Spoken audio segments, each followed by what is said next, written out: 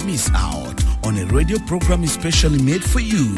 Zone 72, a radio program for youth and by youth, giving you a platform to talk about access of youth-friendly services, sex education, building the emotional, physical, and intellectual health of youth, and advocating for government policies to strengthen youth capacities. Tune in every Saturday at 4 p.m. to be part of the Zone 72 Youth Radio Program, only on iRadio, your eye on South Sudan.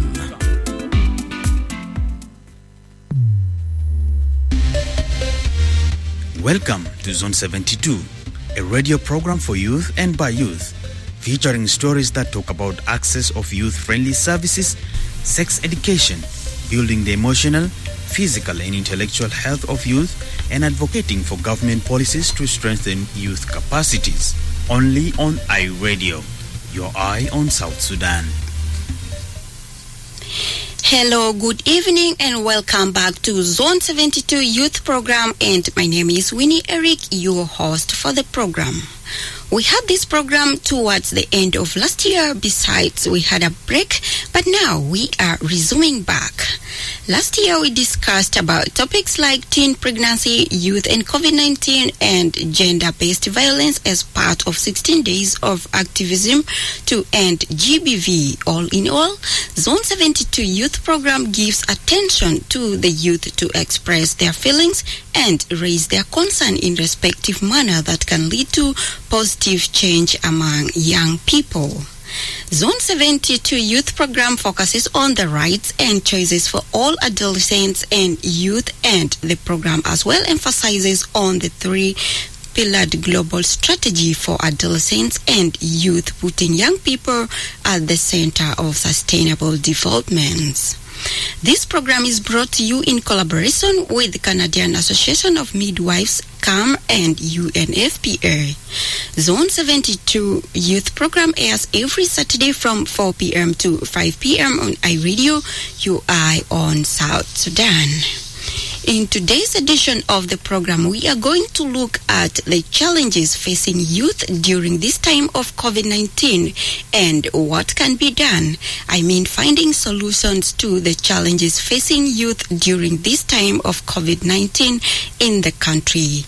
Well, before proceeding with the discussions, let's listen to some voices of young people on the challenges they are facing in South Sudan during the COVID-19 season and how they are managing to cope up with the situation. And you will later share your opinion on our studio lines 0922-986-986 or 0911-986-986, or you can send a text on 0913-986-986. Stay tuned. مرحبا بكم لكل مستمعين إذاعة راديو في برنامج زون 72 Youth Program.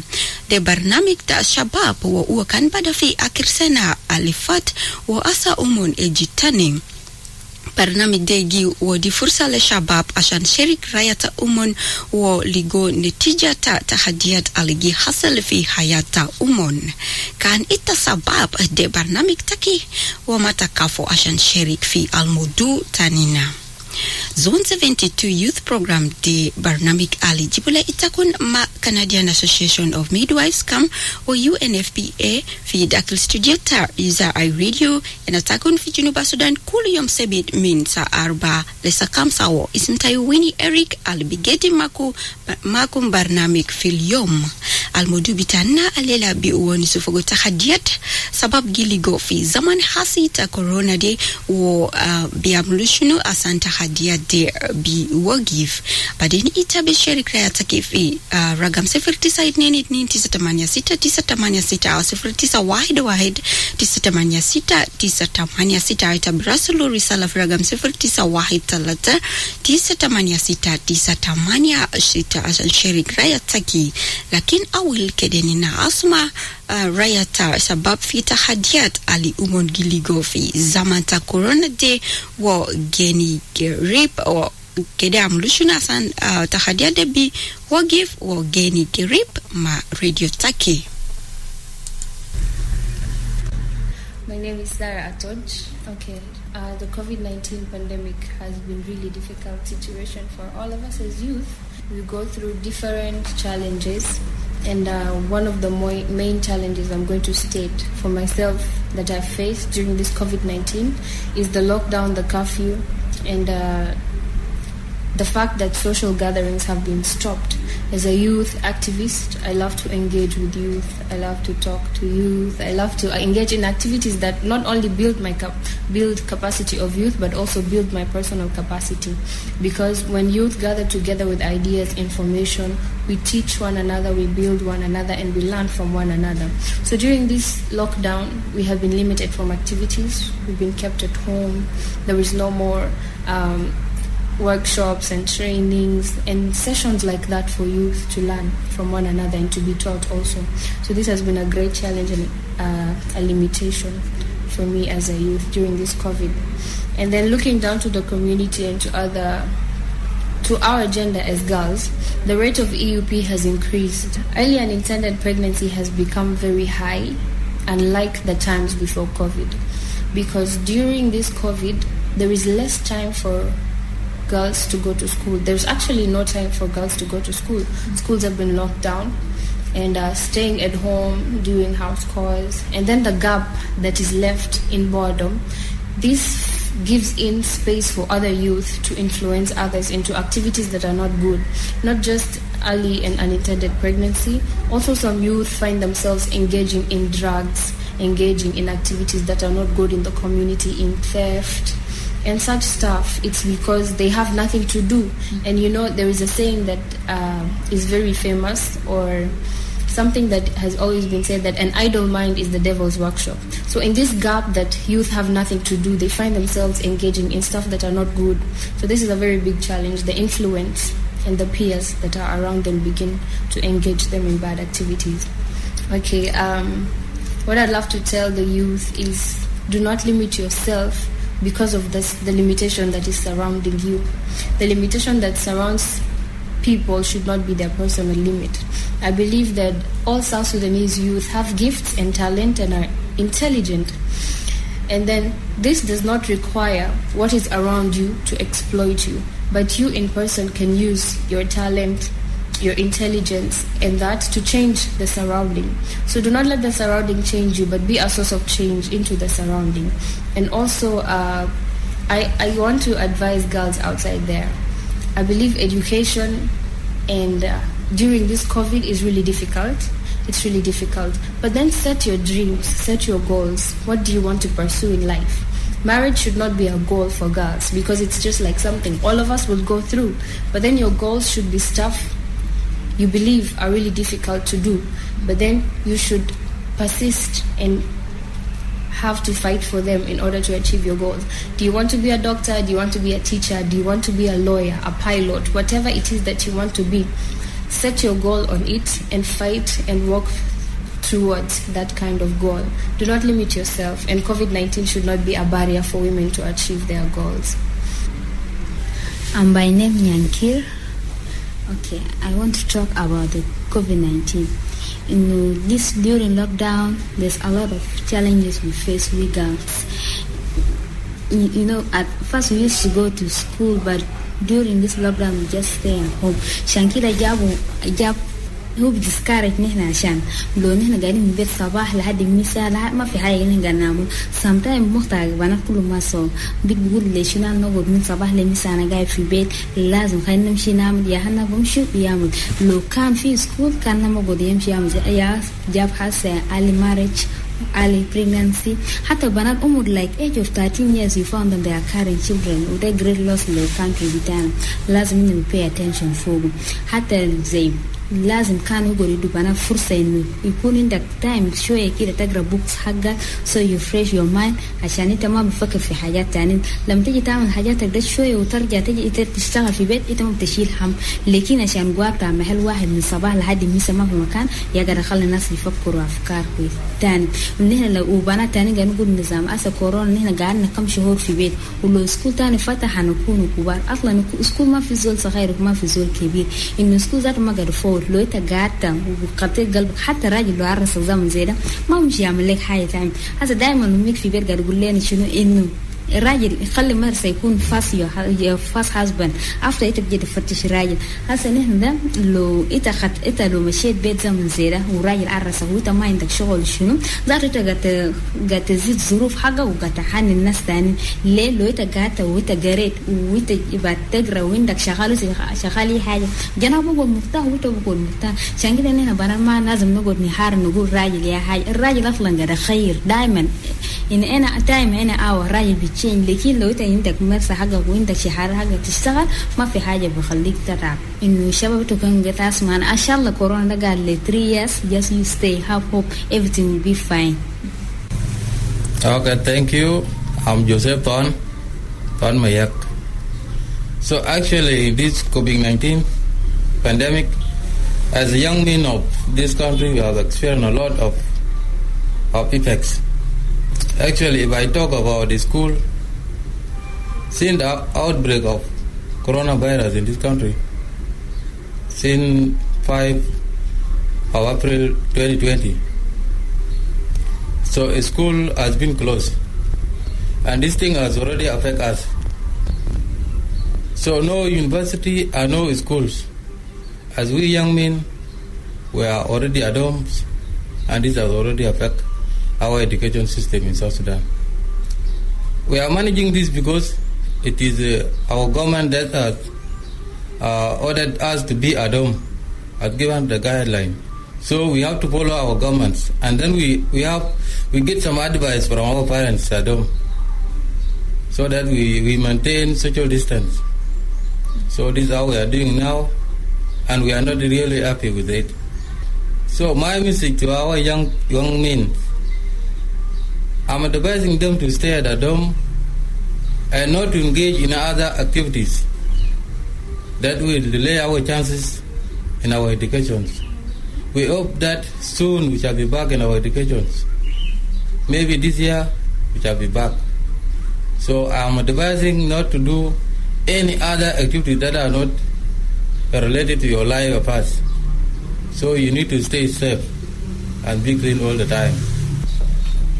Actually, I'm by name Mawa Joseph, and as a young people in South Sudan, due to the coronavirus pandemic, the challenges that we are facing here is that we are facing a mental health status due to employment, stress, and social income and education. So this is the most key area that we, as a young man, we do facing seriously. So we are looking forward to this, urging the government to cooperate and work hand to hand to fight the measures such that this pandemic can at least reduce, such that we as a young man can get access to education, such that we also earn our livings. As we are stranded, there is no jobs, no opportunities. So we are urging the government at least to work hand to hand with the youths all over the country. Actually, we are just volunteering ourselves, committing ourselves with this social distancing and some of the other measures in order for us to, push life. Actually, my message is that we should pop up with the Ministry of Health, and we have to make the measures such that we reduce the spread of this coronavirus. Welcome back, dear listener, and those were the voices of young people on the challenges they are facing in South Sudan during the COVID-19 season and what can be done. Now, coming to the expert part of view, I spoke to Mr. Gak Malek, a coordinator for Shabab Le Shabab, and I start by asking him what they do as Team Shabab Le Shabab. Well, Shabab Le Shabab is a consortium of youth-led and youth-focused organizations that are mainly focusing on sexual reproductive health rights. We have HIV, gender, as well as advocacy. So it's just a coordination body of which we are currently based in all the 10 states. That is what I can say about Shabab Le Shabab as per now. So what are the 3 major challenges facing youth in South Sudan as an expert concerning youth? Well, illiteracy or lack of information is one of the things that is affecting youth in South Sudan. Economic vulnerability or economic dependency is another challenge that I can bring across. And since you have limited me to 3, I can say wrong mindset is really dragging youth behind. Okay. Yeah. How can we overcome these challenges facing the youth? Well, as I mentioned before, the first challenge being illiteracy or lack of information. Education is one thing or a tool that can be used to solve these challenges that are facing youth. That is, people need to be taken to school. The next generation should have more literacy rate than the current generation, and it would have solved most of our problems. Secondly is economic empowerment through individual hard work and also through agencies, because I can put it this way. In South Sudan, we have territory independency, but economic independency is still not there, of which youth are not far away from this thing, whereby they really need to be empowered economically, because if you're not independent economically, it means you're not completely independent of deciding anything. Someone can still influence your decision anytime, as long as that is the same person that is feeding you and it is the same person that is giving you something to earn a living. We also need to encourage proactiveness, whereby people do what they think they can do at their capacity as long as it is right, rather than just being seated there. A lot of blame games. I'm not doing this because of X and Y. This thing is not happening because of Mr. X and Mr. Y. Completely, that mindset should be abandoned, and people go on and work hard, because as youth, this is the most productive age, whereby you can do anything, whether through your mind or through your energy, as long as it is positive. What is the My Body, My Life and My World promotional campaign? Well, My Body, My Life and My World is a youth-focused campaign that aims to put youth in the center of decision-making and social sustainability, being through collaboration between Shabab Le Shabab, Canadian Midwives Association and Sinama in partnership with UNFPA. So it's mainly assessing information to the youth. Well, if I'm to elaborate it further, these 3 pillars of My Body, My Life and My World.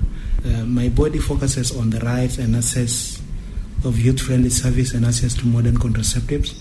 My Life, which is the pillar number 2, focuses on access to sex education, capacity building the emotional, physical or intellectual health of youth, and advocating for government policies to strengthen youth capacities. Pillar 3, which is My World, it encourages meaningful participation of young people in shaping the future, including supporting youth-led organizations and peace building. So this campaign mainly will future-wide and innovative tiered media approach covering print. We might have a lot of billboards or anything that is really sending out this information to the youth, because there's something that always says there's nothing for us without us. Yeah. Well, what activities and materials are part of this campaign? Well, this campaign will mainly have radio talk shows, weekly radio talk shows in iRadio, featuring guests to discuss the experience in the world of the cultures. You talk of sports, health and businesses. The show will always feature experts from sexual reproductive health and rights who will discuss youth concern regarding sexual reproductive health. The Zone 72 magazine will also feature a flybook of sexual reproductive health information and series of workshop events and more things to come, depending on what is needed really on ground later on, because we are planning to advance the same thing to all the states, and relevant information in different areas. We will be flexible in one way or another, but that is the main focus. In regards to COVID-19, young people have got several myths. What can you say about all these myths? Like, there are young people saying, I don't have cough or fever, so I don't have the virus. And then some are like, green tea and hot water cures COVID-19. What can you say about that as an expert? What I can say in regarding to COVID-19 information, things to do with health, they are never going to be assumed. So if you don't know, don't just argue with experts or the medical personnel. We have the task force in the country that always recommend what can be done in regards to this pandemic. It's a new disease to the whole world, not only in South Sudan. And we have doctors in the country who are mainly making those decisions. That's why you see even the president himself always consult that team of experts. But if you come outside here as a mere individual person, maybe from business background or any other background, trying to argue with the experts who have said this disease can easily be controlled if you wear your face mask, avoid social distancing and all those things. Let's follow precautions that have been said by the relevant authority. We have World Health Organization, we have the Ministry of Health, and within this Ministry of Health, there is a department that is handling it. So anything that has been recommended by these agencies needs to be followed strictly, because it's individual life by the end of the day. If I become careless as gag my leg and I'm infected and it does something bad to my health, it is the same me first that will face the consequences. Later on, these repercussions will be faced by my family. So in order to protect ourselves and our entire family and nation at large, it's just good not to be ignorant and trying to assume something that doesn't exist. Experts are always right if it comes to health issues. That's why they shouldn't be taken lightly. As an expert in the field of the youth, which advice can you give to the youth in facing the challenges they are going through during this time of COVID-19? What I can say, COVID-19 is not a visitor that just comes and it will go. It is a disease that might live with us in the rest of our lives, and the best thing that we could do is adapting to live with it. How? Let's make sure we are still supporting our families by working harder in order to earn something economically, in order to be able to pay those bills and raise those families. Let's not be ignorant to the precautions that are being told to us.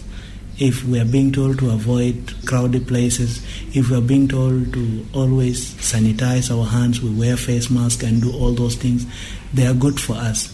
But let's not forget, by just putting it as a barrier or an excuse of not working hard or an excuse of not doing something. Because right now, if you ask anyone, why haven't you achieved your targets and goals of 2020? Someone will rush too fast of saying, COVID-19. Even a lazy person who was not intending to do anything will just tell you, coronavirus, corona. But this corona, until when? There are a lot of people who have still made a living. I'm not saying let's be ignorant, but let's follow those precautions. But let's be mindful of also our goals and see how best can we achieve those things. Things like meetings. If you are to meet, and the precautions are saying don't meet. We have Zoom, we have internet, we have a lot of online things that can easily serve the same purpose, but in different way. We don't really need to attend like this talk show right now. This talk show, it was pre-recorded as a measure that was taken by iRadio out of COVID-19. Instead of taking people to the studio and the same disease is spread, iRadio wasn't closed.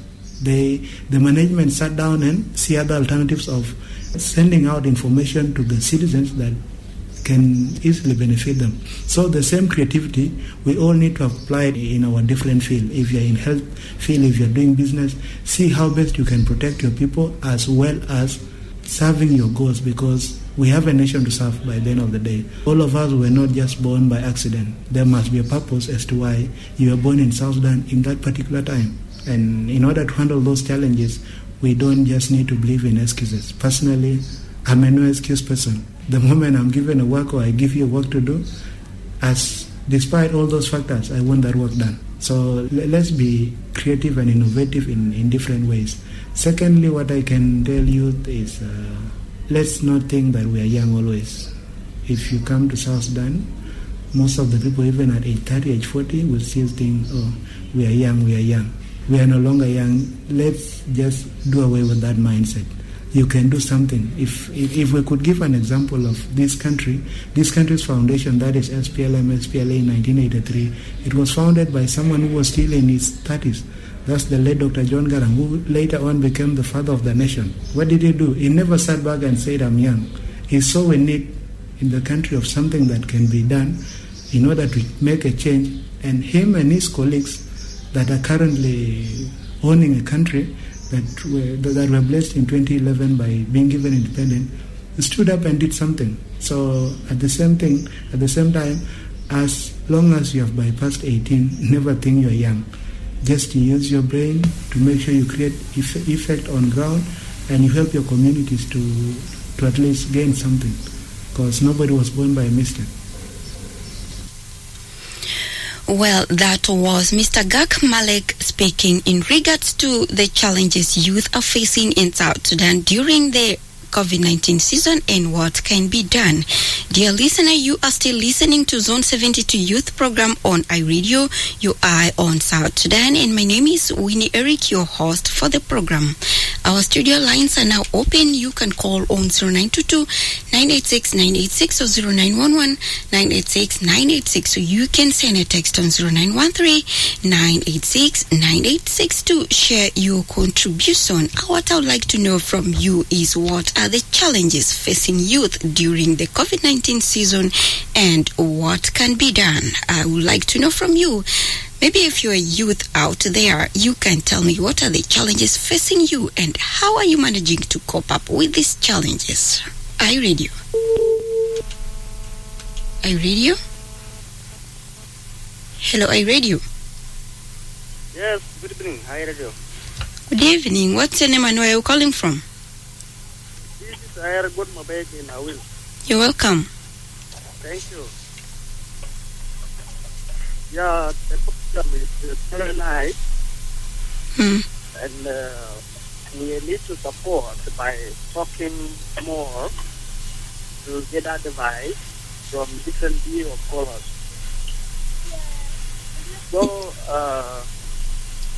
at this junction, I want to say that the issue of this COVID-19 is really affected, especially where I live in Awil. So many youth, the young men, they went to Sudan. And the reason is simple is because they dropped away from school. It's because the school remained closed. They get no chance to go to school again. They are doing that.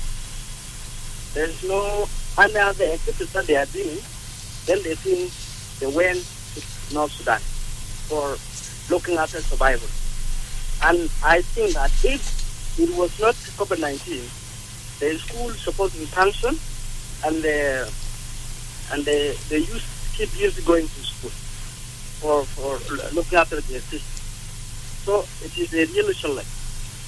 And my advice to this, that one is not a solution to leave our country and go to another country. The solution is to make another alternative. It's better to create our own job, doing other business at the temple level, like cultivation. We make some gardens. We just start the small business like this until the time comes. Because the COVID-19 will not stay long. It will stop. Because I have seen the world is working hard, find the solution, the way forward, how the people will be free from COVID-19.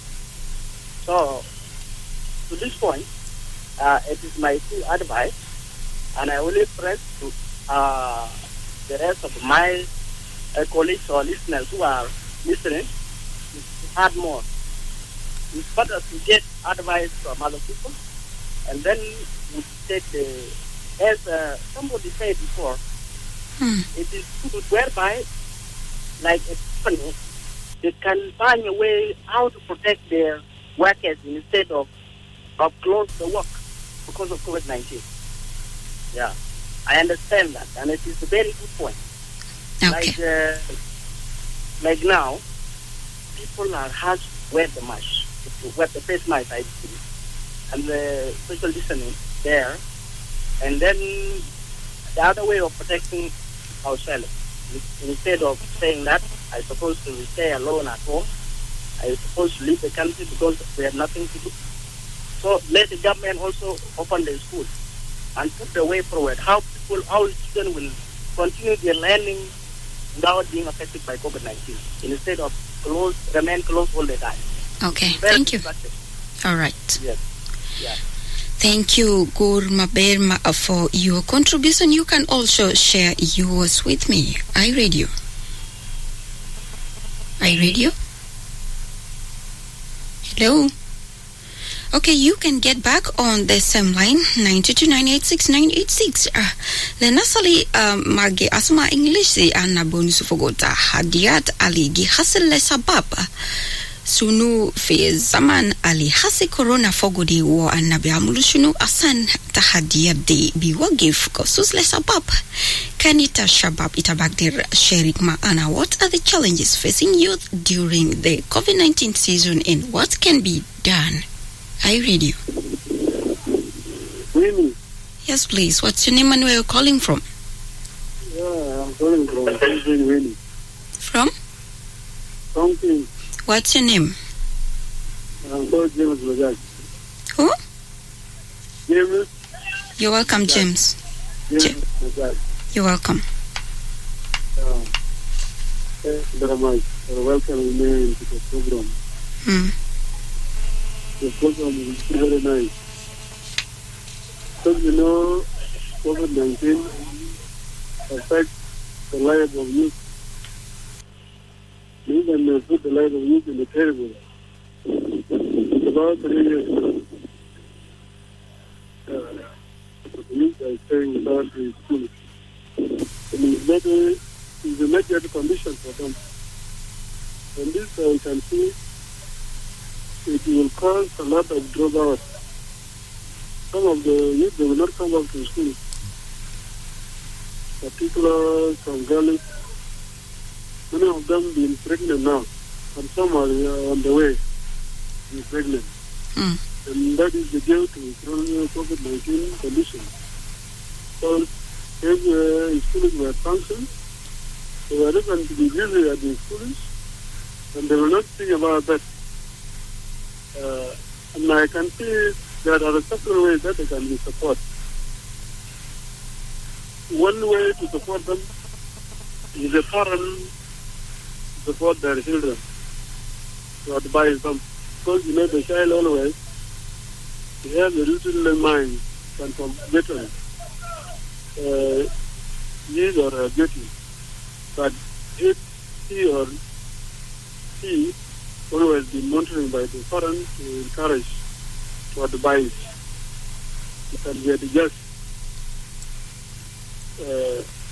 We want to be encouraged by the parents, telling them, don't spoil yourself, the schooling will be resumed, and you will go back to school, and you will have a good future, and you can get attention at the school. Don't waste yourself, don't spoil yourself. All this advice, they want to be done by the parents. And also the another support from the government. If there is no way out, because COVID-19 is still increasing, like now, we are now in the lockdown in our nation here in South Sudan. It is because COVID-19 is still real. They are not allowed the people to open the public gatherings, like the schools and churches and whatever. So it's better for the government to look another way forward, how to teach the children. Like what has been done in 24 passengers has been reduced. If bus is about to take 24, it can take 12. It's better also for the government to take that decision. If the class about to take 45 children, let the class be a maximum of 23, so that they may sit in the class in a long distance, such that they must be taught. In order not to waste the time. That is another way that I can see. If the government does it, it will be good for them to support the children. Okay, thank you. Because we don't know when will the COVID-19 be stopped. All right. Yeah, thank you very much. Okay. Thank you, James Majak, for your contribution. You can also share with me your idea. iRadio. Hello, iRadio? Hello? 09911986 وريلانا تحديات لقي حصل لسباب سنو في زمن علي حسي كورونا فوقودي وبأملوشنو أسان تحديات دبي وgive what are the challenges facing youth during the COVID-19 season and what can be done. iRadio. Hello, iRadio. Okay, if it's network issue, you can get back on our SHAM line 0922986986 or 0911986986. iRadio. Hello? Yes, please. What's your name and where are you calling from? This is Luan from Awil. Who? Luan from Awil, Manawil. You're welcome, Lual. Anna, I appreciate the topic. Thanks. ده حاجة كويس لكن التحديات الشباب كتير شباب وشابات most especially girls this corona COVID-19 has really affected girls and youth boys especially mentally psychologically because now we have been now fighting this disease through social distancing, through face masks. But all these things, you need to do them when you are doing something. There are no jobs, no schools, no what. People are like that. And then, I don't matter. Haja Zeda, at the heart of the is even feeling, you feel it, but what can you do? إننا تحديات كتير كاشف. أنا جزء من زول COVID-19 ذات أثر معي شديد. أنا المفروض يعني سنة كان زول يتخرج ويشوف يعمل حاجة تانية للمجتمع وللأسرة وللدولة جنوب السودان. لكن this disease is really affected. It has come and it is for the whole world, I think.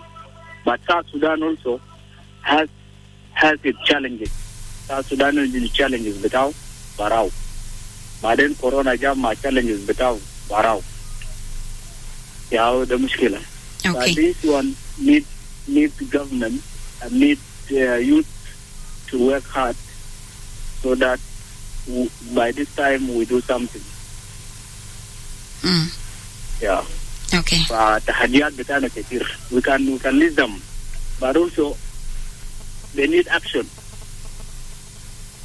Even if we talk about challenges of youth or girls or what, but we don't do anything about it, nothing will change. Like, what do you want us to do? What do you want us to do as youth? You see, youth, we need to be empowered. Okay. We need to be empowered economically. Yeah? Yes. That is one point and one recommendation. Because if you can be given economic power empowerment, then you will come and create your own business or whatever. School will not give us all these things, but we need to be empowered financially. Okay, thank you. Yes. All right. Thanks, Lual, for your contribution. iRadio. You can still get back on the same line as youth. This is your program. Always feel free to contribute to this program because it's specially made for you and it will be coming your way every Saturday from 4 p.m. with me, Winnie Eric. iRadio. iRadio? Hello, Winnie. Yes, Medina. Hello. Yeah, yes. Tama marhab. أنا كنت ما بعرف لكن الكورونا دي أنا شايفة إنه ما الشباب براهم المهم في جنوب السودان عامة طبعا الشباب ذاته هم جارين وأكثر هم تجار يعني مثلا شغال الواحد عنده دكان الواحد شغال بتاجر ويجري مدينة ممكن يشيل من يا أجل أنا داير أعرفه هسي تحديات اللي جي حاصل للشباب سنو في الزمن ta corona di tabani ta sabab ana sabab sunugi hasal wanna biamulu shunu asan biwogif والله عشان يجيب مع المهم هم بيقولوا هالشيء وزارة الصحة يقولوا لازم نفذ قوانينه إذا الناس نفذ قوانينه قال الكورونا بتزيد كويس يجب إذا إنه نافذنا بقرار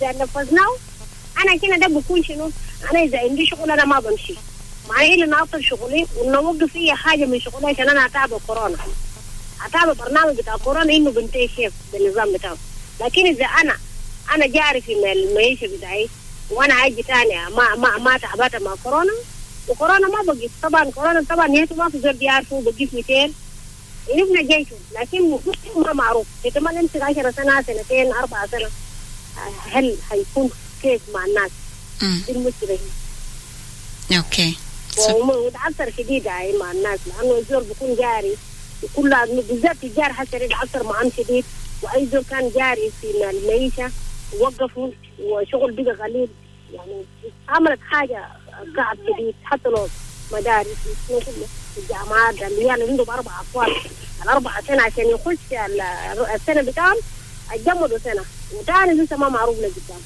اوكي شكرا. اوكي شكرا ميدينا مع مشاركتك اي راديو. Hello, iRadio? Yes, hello, iRadio. Yes, please. What's your name and where are you calling from? Walwala away from Kwajok. Who? Walwala away from Kwajok. You're welcome.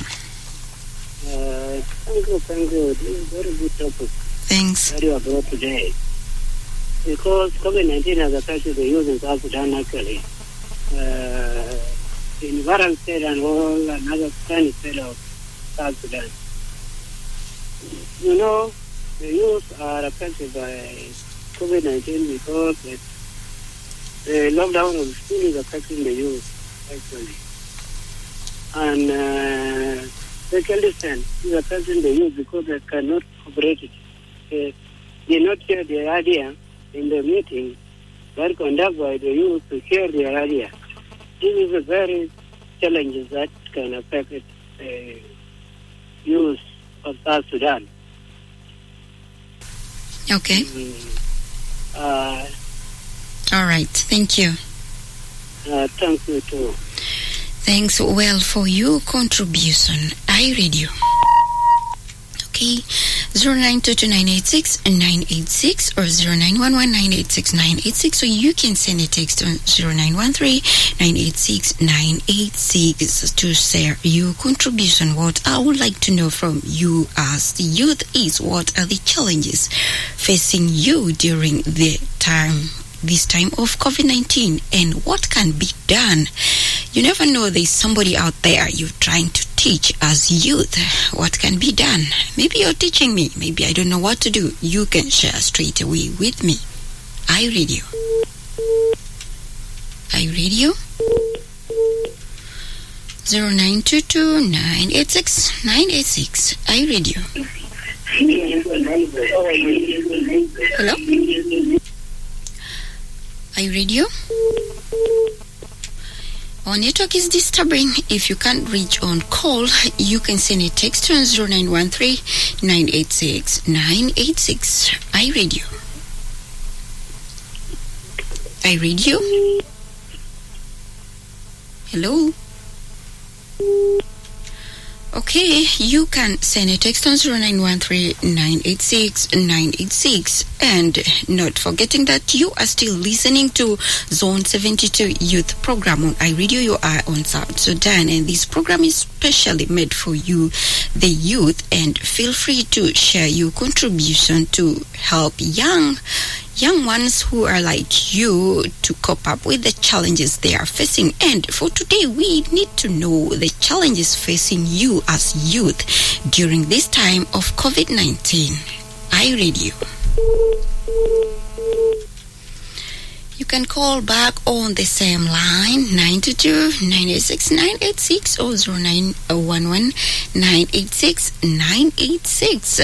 الموجودة جوون سفوغو تحديات aligi حصل لسبب في الزمن حسيت كورونا كانت سبب برنا كتبقدر شريك ما أنا توالي تحديات دشنو aligi حصل ليتس لزي سبب وإتابي أمل شنو سنو give I read you.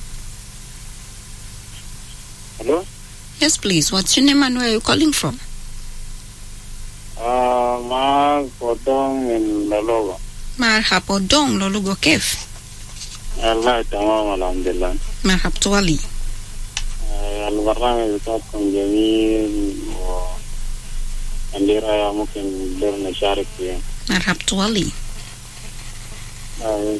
التأثير بتاع الشباب أو الشابات في جنوب السودان في النهاية بتاع كورونا له تأثير كثير. فالتأثير بتاعه بتجي كده، فالتأثير بتاعه ما للشباب براو، فالتأثير بتاعه للناس كله. نعم. بسبب واحد إنه الكورونا يعني في التأثيرات ممكن بتأثر بالشباب أو الشابات في النهاية واحد. يعني في الواحد المدارس اتقفل وياتو لكن أنا ما بعرف طبعا المدارس ما اتقفل، لكن في جماجيب طبعا شغال بقدر على كله، لكن التأثير بتاعه بتأثر في مدارس المرحلة الأساس والثانوي وخير منه. لكن أنا ما بعرف هل الكورونا ده بتأثر في الشباب الصغار أو في ناحية المدارس، لكن التأثير بتاعه ده أنا شايف إنه شنو يعني في تأثر لجانب كده، في جانب ثاني ما يتأثر له. الجانب ما يتأثر له ده ياتو يعني ده بتلقى إنه في أسواق شغال، المكاتب شغال وأنا شغال زاره كده، يعني الناس لاقين والناس قاعدين، فحاجة اللي بيقولوا إنه شنو سوشيال ديستانسينج، فأنا شايف إنه شنو ده ما شغال. يعني أنت بتلقى في مؤسسات إنه الناس بيقولوا إنه شنو تلبس كمامة يلا بعدين أنت بتخش، لكن أنت لما تخش أنت بتطلع حاجات ده برا بعدين إنه شنو تعيش عادي. بيت في محل ده قاعد فوق بيت قاعد برا، فحاجات ده ما قاعد يتنفس. اوكي شكرا. يلا اذا كان في حاجات زي يعني انت لما تلبس القمامه لازم انه شنو انت تلبس قمامه ده لاعب ما انت تجيب البرامج بتاعك ماشيت فوقه زي شروط الطلب وزارتها ده بيكون كويس، لكن انت الشروط اللي فيه انت بتخرج المؤسسه بعد ما تخرج جوا ممكن انت برا بتاعك تطلع ورا بعد كده تكون لسه ساكت. فأنا شايف إنه شنو التأثير بتاعه من ناحية الطلب أساسا ده متأثرين شديد. هذا اللي بيقرأ في مدارس ثانوي ولا أساس ده أولا متأثر، لكن إما في الأحياء ولا في أي نوع من المكان ده المفتوح ما له تأثير، لأنه ناس زي الحيامين ناس لاقين وأنا شايف ما في يعني. اوكي شكرا. انا من الناس اللي شنو المدارس خليتها. اوكي شكرا. شكرا Odong Mamusharak. You can also call me and share with me inside the studio and tell me exactly what are the challenges facing youth during COVID-19 season and what can be done. By the way, maybe you as the youth, you have faced the challenge. You can also share with me exactly what you're going through and tell me how you're trying to cope up with it. I read you. I read you. Hello, I read you. I read you. 0922-986-986 or 0911-986-986, or you can send a text on 0913-986-986. I read you. Yes? Yes, please. Yes, I read you. you can call back on the same line, not forgetting that you are still listening to Zone 72 Youth Program, and it's 10 minutes to 5 to the hour of 5, and we are still continuing with the program. You can share your idea with me and tell me what are the challenges facing youth during the COVID-19 season and what can be done. Are you ready? Hello, iRadio. Hello? Yes, please. What's your name and where are you calling from? Tamam. Isma munu Daraminwe. Daniel Menawil. Marhab Daniel.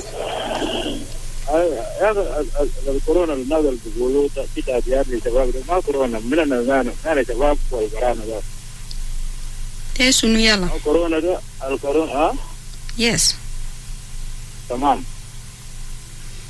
نعم مرحب الكورونا ده هو المرض ده ما عنده حد كده الكورونا يا ما بوقف الشغل بتاع الناس ما يشتغل في اشياء كثيره هسه ماشيين ساكت ما بدينا عليه ذات نقول كورونا لازم بدين انا نواجه الشغل ونواجه النفوس ذاته التحديات عندنا هنا ذات. Thank you, Daniel, for your contribution. For now, what I would like from you is how youth are facing challenges during this time of COVID-19, nothing else apart from challenges youth are facing. So if you are youth out there and there are challenges you are facing, you can share with me. We know that COVID-19 is for all, but now we are focusing specifically on the side of the youth. What challenges are they facing exactly? I read you.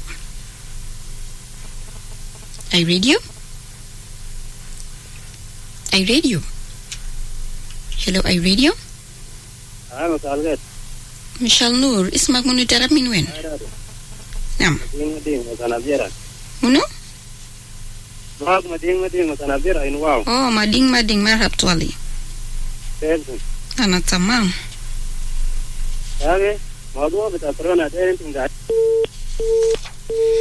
Well, Mading, if it's network issue, you can get back on the same line. iRadio. Hello, iRadio. Eric. Yes, please. What's your name and where are you calling from? I'm Joseph. I'm calling from Loglogo.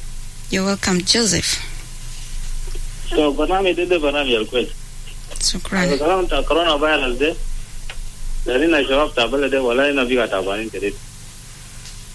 نعم. أنا قبل أجت كله شركات الناس بتاعت ناس الشباب في شغال فوق ده كتير قبل لو ده لقي واحد شغال بكون نمبر بتاع ستاف بتاع نمبر بتاع workers they have reduced. ده أشياء يمكن لقينا نينا الشباب بتاع بلد لانه الناس كله ما قدروا بمدرسة بيتانين ما قدروا بمدرسة أو بيتانين شغالين في شركات. As you know that these young men are not أنا ما أتابع الحكومة جديد لكن الناس بسيطة تكلم في الحكومة لكن الناس ده كله قاعدين في بيوت. هذا مرض كورونا فيروس ده برا الكاب لكن بعملوا كيف؟ ما بيزول ده يموت لكن لو في حاجة بكتر الناس بيجن في بيت. لا زمان الحكومة وفدا سكا شركات وفدا ثاني مدارس وفدا الناس كله بمشي. هذا بنات كله أجت كتير بيجا حصل في زمان ده. لأن بيتاني هذا بناتنا نعمله وشنو بيتاني كان ما عنده فرصة لكن هذا بيجا لقى فرصة هذا ما جوان يا المرد ما في حاجة بعمله لكن government حكومة يا بعمله أجل كان ديار بس كله مدار زي فداو كلنا زمتي لو جاي تكيل تاني يلا ودا بوجا قبلا جا تاني لكن هذا there is no way out لأن أننا شباب ده we are the eyes of the family also. So kapula chakulu anina mind tutarika jadu disado ufaran gudana. Ina tani mind waja. Okay. So aja under bulu sababu yaude. Bas kalina zabur. Zaman biga inta.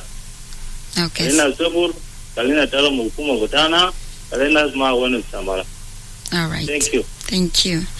Thanks so much, Joseph, for your contribution. I'm going to pick 1 to 2 calls because of our time, and then after that we shall go to our line of SMS. You still have the opportunity to call iRadio. iRadio? iRadio. 0922-986-986 or 0911-986-986 are our call lines, and you can send a text on 0913-986-986. iRadio. iRadio? تمام اسمك منو ترى من وين؟ معك رجينا علاقة قرب من جبل ليمون. مرحب رجينا. مرحب طولي. هاي كيف تمينا؟ أنا كويسين. أيوة كلامك كورونا لسه.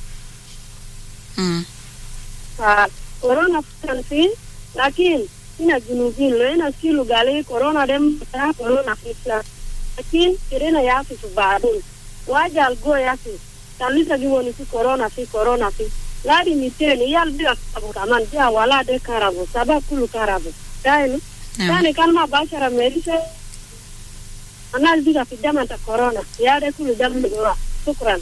Okay. شكرا ريجينا مع مشاركتك iRadio. Okay, زمان أنا بجاشيلو بك واحد call iRadio.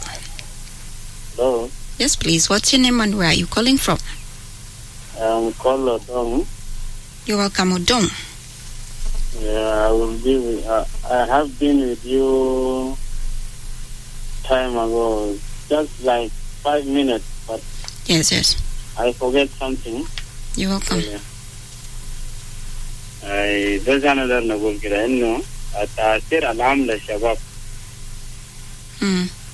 التأثير العام للشباب ما في نهاية بتاع كورونا. التأثير العام بقول كده. أنا ده نقول كده إنه الشباب بتاعنا إنهم أثر كتير شديد. لأن شنو؟ إحنا ما قدرنا نسيطر للشباب بتاعنا أو لعيال إحنا قاعدين نشوف عيال صغار قدامنا. سبب واحد إنه يعني التأثير يعني عندنا محلات كتير ممكن الناس يقدر يشتغلوا فوق لو في شاب يكون إنه لياقة تمام ممكن يقدر يشتغل أي نوع من شغله ياته. يعني إحنا ما قدرنا نشوف ليال الشغل. يا الشغل بتاع الحكومة ده طبعا مجال ثاني نشيله ده بعيد هناك. إنه في بعض من شغلات ممكن يشتغل فوق يعني زي إننا المصانع صغار كده يعني شركات صغار كده زي شركة موية ياتو. Okay, Sokran Odong ma Musharakhtake. Now let's go to our SMS line. There's somebody here who sent a message saying youth have had enormous challenges, especially during the hard times of COVID-19. It has really affected me personally because I had dropped out from university due to these challenges facing us as youth. It is not only girls that are affected, but also boys as well. So my message to ourselves as youth is that we must work hard so we alleviate this suffering. Lual from our will. Thank you, Lual, for your contribution. And then there's someone here also saying, hello, Winnie, during this COVID-19 lockdown, youth are hugely faced by lack of employment, lack of education, technology to continue to learn online, and financial support to maintain living. We therefore call on our government to encourage online learning for higher institutions, support youth microbusiness, and free distribution of reusable face masks. Thanks, Joseph Angok from Kwajok. Thank you, Joseph, also for your contribution. If I didn't pick your call, don't worry. Next Saturday, we shall continue with the same program. Before signing out, youth can send us questions about adolescent health to YouthZone72 at gmail.com or call 0922 009 497. And the hotlines on GBV is 623 and on COVID-19 is 6666 and adolescent health immediate in health immediate in health immediate in health immediate in health immediate in health immediate in health immediate